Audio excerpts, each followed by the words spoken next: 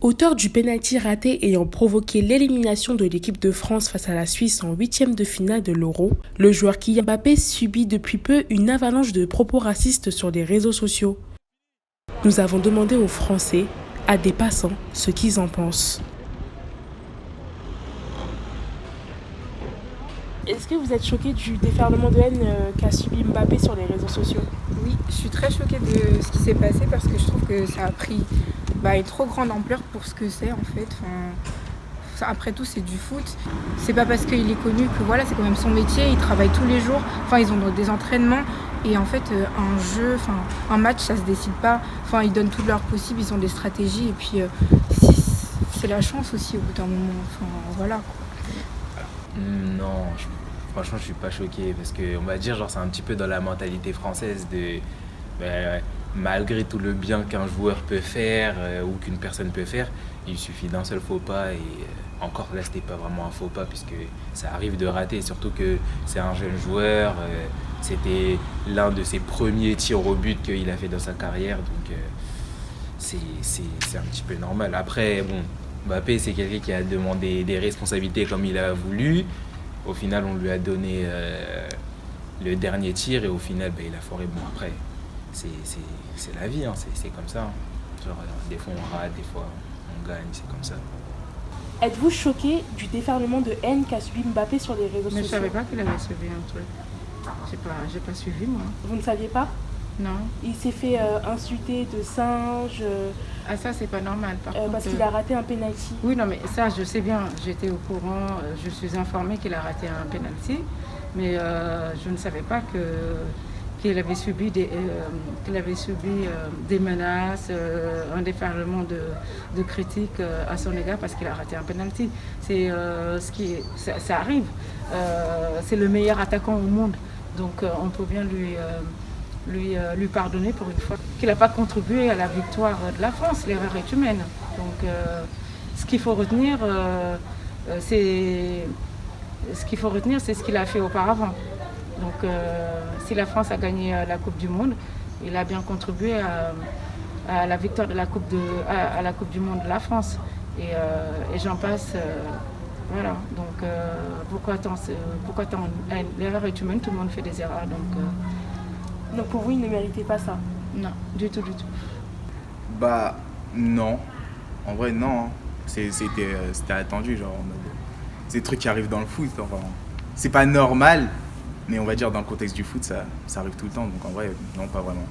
Et selon vous, que doit faire la FIFA et l'UEFA pour lutter contre le racisme dans le foot ? Alors ça, je sais pas si ça existe des associations par rapport à ça, ou même je trouve qu'on n'en parle pas assez sur les réseaux sociaux. Il y en a. Personnellement, c'est une question que je me suis toujours posée, même par rapport à l'équipe de France, parce que dans l'équipe de France, il y a quand même pas mal de diversité. Et selon vous, que doit faire la FIFA et l'UEFA pour lutter contre le racisme dans le foot ? Honnêtement, c'est quelque chose qui dure depuis tellement longtemps que franchement, je sais pas vraiment qu'est-ce qu'ils pourraient faire contre ça. C'est quelque chose qui touche tout le monde. Donc, comment dire ? Il y a des personnes qui sont tellement impliquées dans le jeu que ça veut dire un petit truc qui va leur déplaire, ça veut dire directement ça va commencer à insulter et tout. Parce qu'il n'y a pas seulement du racisme, il y a aussi il y a plein de trucs. Genre, ils insultent pour rien. Comment dire, on va dire c'est la mentalité dans le foot quoi, genre on peut pas vraiment changer ça. Après faut juste l'accepter en fait, parce que ça, pour moi je pense que ça va jamais changer, il y aura toujours des insultes, il y aura toujours quelqu'un qui va dire quelque chose de pire que l'autre, donc du coup ça va jamais changer. Donc honnêtement autant faire avec et jouer au foot comme on peut. Et selon vous, que doivent faire des institutions comme la FIFA et l'UEFA pour lutter contre le racisme dans le foot ? C'est de sanctionner.